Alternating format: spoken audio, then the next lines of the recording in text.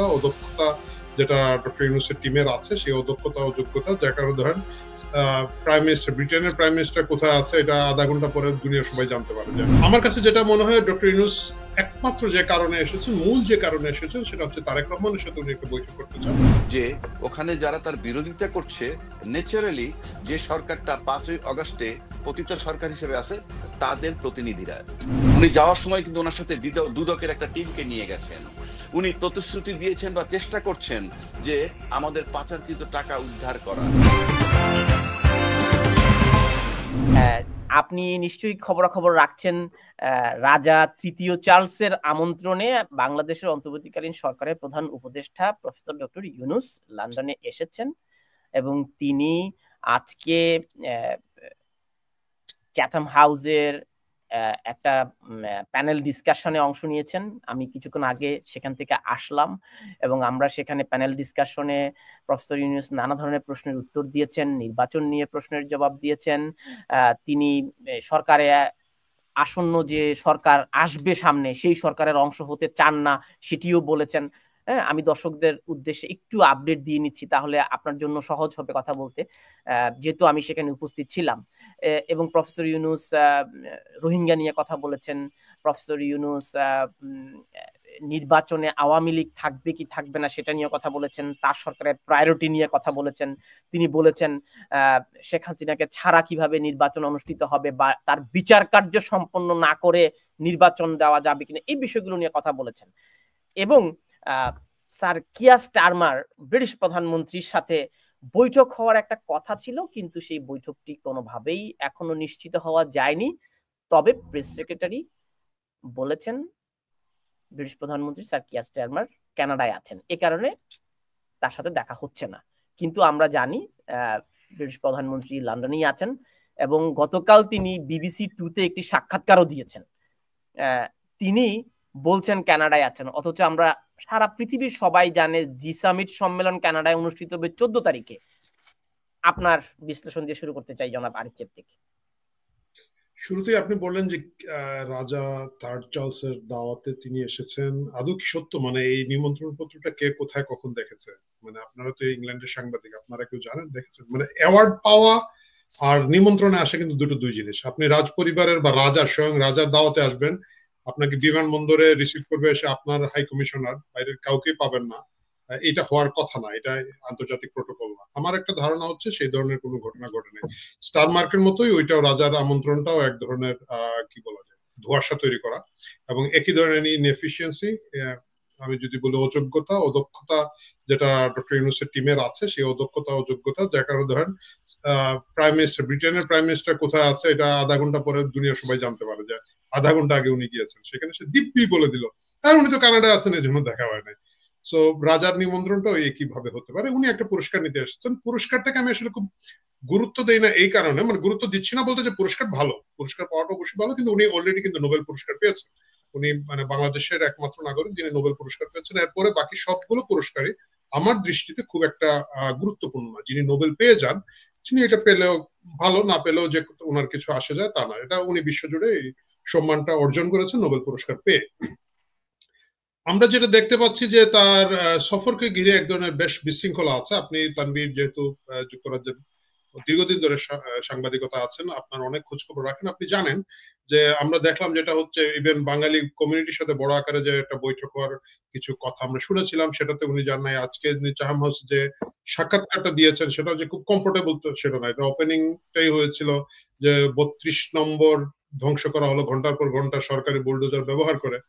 উনি তখন সরকার প্রধান হিসেবে কি ব্যবস্থা নিয়েছেন সবকিছু নিয়ে আসলে লন্ডন, এবং আপনারা জানেন যে যুক্তরাজ্যে আওয়ামী লীগ এবং আওয়ামী লীগের সমর্থক বা মানে আমি যেটাকে বলবো যে প্রো 71 71-এর যে আরো অন্যান্য গোষ্ঠী যারা আছে আওয়ামী লীগ ছাড়াও, এই নাগরিকরা খুব শক্ত বিক্ষোভ দেখাচ্ছেন, টানা বিক্ষোভ দেখাচ্ছেন এবং মাঝে মাঝে এটা খুব কি বলা যায়, মানে একদিকে আপনি যদি বলেন আকর্ষণ আর যদি বলেন দৃষ্টিকটু, সেটা হচ্ছে আমরা দেখতে পাচ্ছি যে লন্ডনের মতো শহরে ভিজুয়াল বোর্ড তৈরি করা হয়েছে। বোর্ড তৈরি করে সে বোর্ডে ইউনূসের ছবি দেখানো হচ্ছে, কিভাবে সে বাংলাদেশকে ধ্বংস করে দিচ্ছে, কিভাবে বাংলাদেশের মানে বিভিন্ন ধরনের ক্ষতি করছে সেটা প্রদর্শন হচ্ছে।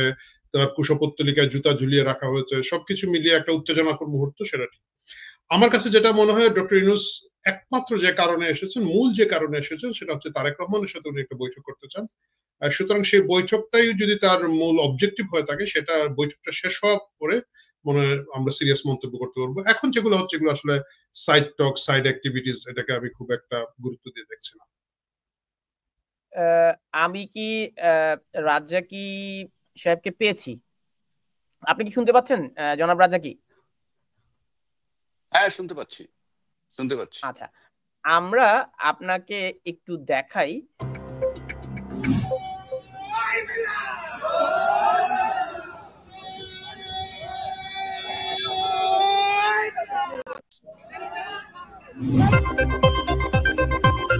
এখানে বিলবোর্ডে প্রফেসর ডক্টর ইউনূসের মানে ডিজিটাল ডিসপ্লেতে আমরা দেখলাম যে ইউনূস বিরোধী প্রচারণাও চলছে। হ্যাঁ, আমি যদি আপনাকে বিক্ষোভের কিছু অংশ দেখাতে চাই, আপনি নিশ্চয়ই সেই বিক্ষোভগুলো দেখেছেন, প্রফেসর ডক্টর ইউনূসকে যে প্রতিবাদ জানাচ্ছে। তবে প্রফেসর ডক্টর ইউনূসের পক্ষেও কিন্তু একটা বিশাল জনগোষ্ঠী প্রবাসী বাংলাদেশিরা আলতাবালি পার্কে সমাবেশ করেছে। তো আপনি যদি এই সফরটি নিয়ে একটু বিশ্লেষণ করেন।